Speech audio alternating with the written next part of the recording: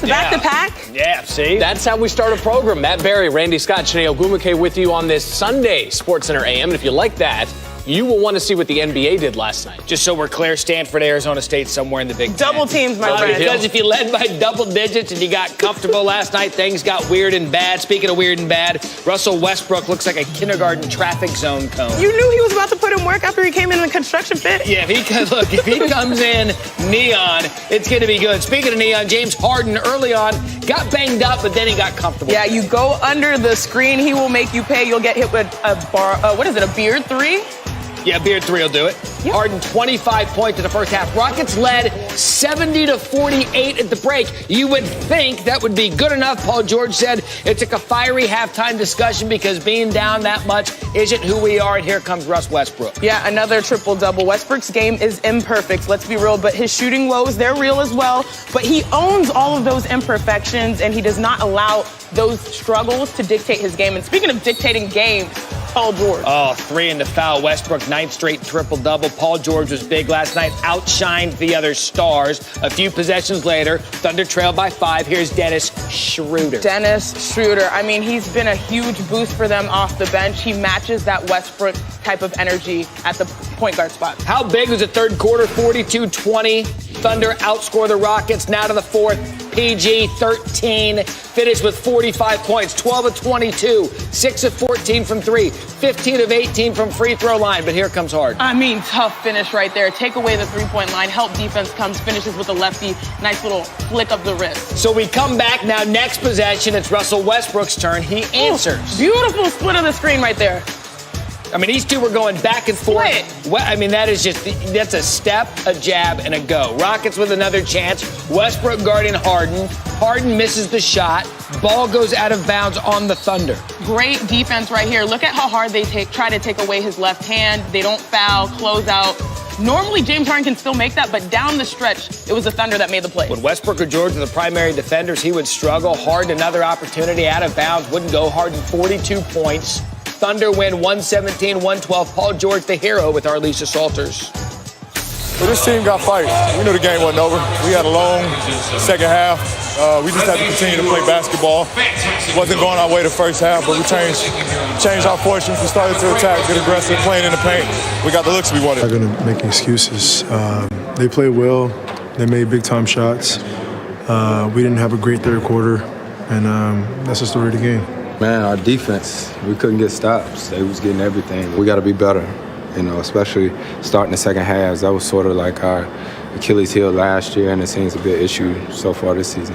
We had our chances. We just didn't finish off. We came out flat second half for whatever reason. Maybe being up 22 did it. I don't know. It's a tough one tonight, but we'll bounce back on Monday and then see what we can do. All right, so no player in NBA history holds more records than Wilt Chamberlain, but a couple of those records could fall. Look at them short. Thanks to Harden and Westbrook. Yeah, those snug. Westbrook has now recorded a triple-double in 9 straight games, tying Wilt's streak for the longest in NBA history. And Harden has now scored at least 30 points in 29 straight games. It's the third longest streak in NBA history, behind a 65-gamer by the stilt and those shorts. Another one of 31 games, Randy. All right, we got the Clippers, we got the Celtics, Kyrie Irving there. However, briefly, Shanae, listen, the Green trying to get right after blowing that lead to the Lakers, and maybe the Clippers are something to get right against. Kyrie looking good. I mean, doing his usual damage off the dribble. Another day. Oh, you mentioned damage, though. Something went wrong here with the left knee. Brad Stevens said it buckled on Kyrie. He's going to have tests later today. He didn't return. Those are the scary ones when there's no contact and it's just movement. The only thing that has held Kyrie back is his health and his career. Still the Clippers trailing big in this one. And Doc Rivers said that they were already taking notes for their next game. That's how much they were out of it. But look at that. To Danilo Gallinari. Celtics sort of sleepy, not getting back on defense. Yeah, quick misses in transition lead to easy buckets for the other team. Garrett Temple, new guy, right? Acquired via trade from Memphis, and he's going to be the beneficiary here at 3-on-2. Just disrespectful at home in the Garden, and you going to let this new little Clippers team do that to you? Ugh. Like super new, like new. Like new. 41-18, Clippers outscoring the Celtics after Irving tweaked the knee. Landry Shamet new from the Sixers. Yeah, he's a rookie, a new player for the Clippers, and, averages 8 points, but that's not how you want to lose ever, having a rookie, a new player come out and play his best game ever against you at home. 17 points in 27 minutes off the bench. He said that we played pretty well together for this being our first time as a group. Celtics fans not pleased.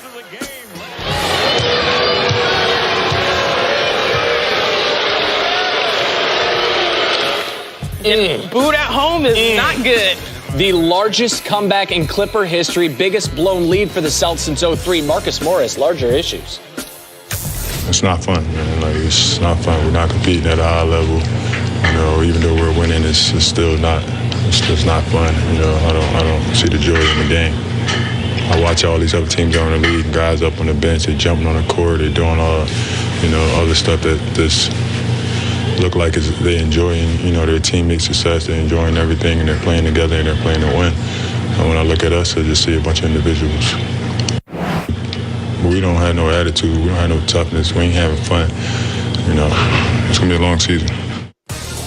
I mean, you talk about taking a flashpoint and making it into a larger issue. You're saying it's going to be a long season, completely different game after Kyrie left as the Celtics couldn't get anything going on offense. Boston scored just 44 points over the final 26.5 minutes of this game, shooting 33% from the floor over that span. Again, a 28-point comeback for the Clippers. I also thought it was telling as well, Chiney. There was the piece of sound where they were saying nobody got traded. The trade deadline's over. We need to relax and play basketball. Seems like things are going on with the Celtics. In your mind, what is that? Well, Marcus Morris is pretty much telling the truth. The Celtics have a decision to make. They either need to come together or they'll continue to play apart. And they've done it well in big games coming together, but when it's those other games, they tend to fall apart. And this is evident with their perimeter. That's where they're really talented at. They pretty much gift opponents 12 more points per game from the three-point line when they're not playing well, when they're not playing defensively.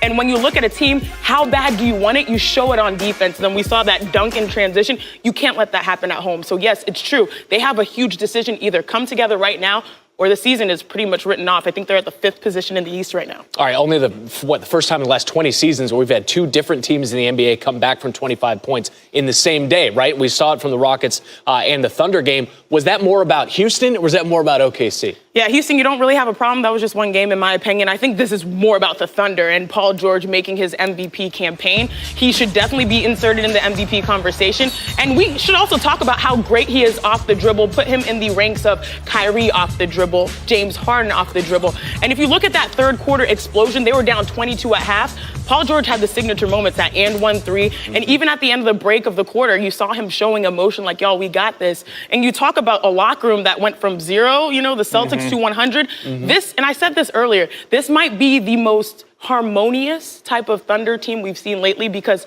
Russ and Paul George, they play very well. They're complements and to each other. And to illustrate that point, if it wasn't harmonious, Paul George wouldn't have stayed in Oklahoma City. You're right. The bromance is real. They're a dangerous duo. Chiney, we're tapping you out. Oh, I got you. Yeah, you're I out. got you. We're going to go college ranks. Dallin Cuff in the mix. Okay. To talk a little college Chiney. hoops last night. Chiney, thank you, Dallin. Welcome to the Sunday Circus. Duke and Virginia. The matchup hits two top teams in ESPN's bracket power index. LeBron James there because, of course, he was early in the game. Dallin, it was all about Duke coming out on fire. Trey Jones doing what he does, gets the steal. Zion doing what he does, glides to the hoop, and won't be the last time we saw that last night. Duke was cruising early. A couple of minutes later, Zion. What did I say a couple of weeks ago about Zion and threes? I love it. It's scary. And this game was scary for the entire country. If these guys are making threes, Zion in particular, you cannot guard them. And to illustrate that, R.J. Barrett. Barrett had a big game. It rains and pours. 5 for 5. He was in the zone. He was like Billy Hoyle from White Man Can't Jump. He was feeling it. Billy Ho, just leave it there. 6 3-pointers at all. 15 first half points. Duke would take a 39-35 lead at the half. Give Virginia credit. Although there was a barrage, they stayed in this. Then Cam Reddish got involved. Transition baskets. This is one thing Duke did well in this game. 21 transition points. Barrett that time being the assister, knocking it over to Cam Reddish. And Reddish, 17 points. Duke hit 13 threes in the game. Here was another one. Minutes later, Duke up by 8.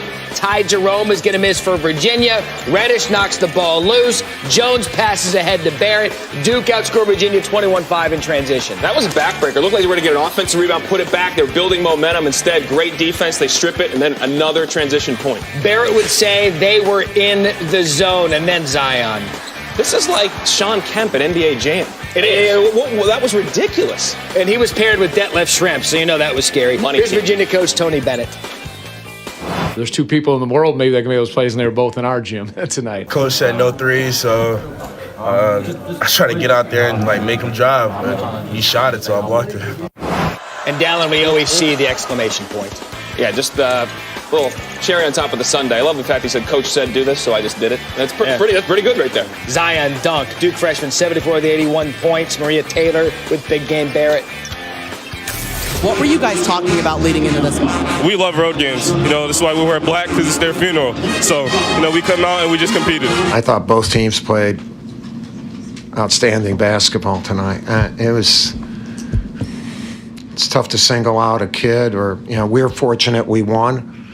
It's the best we shot from the 3-point line, and obviously that's a huge difference. And the fast breaks, but they're outstanding, and we're really good too. Before you win, you got to eliminate losing or be cleaner in those areas, and it's the transition defense, and it's limiting them to second chance points, and it's taking care of the ball. To beat a team the caliber of Duke, those things have to be at a high level, and I don't think they were high enough tonight.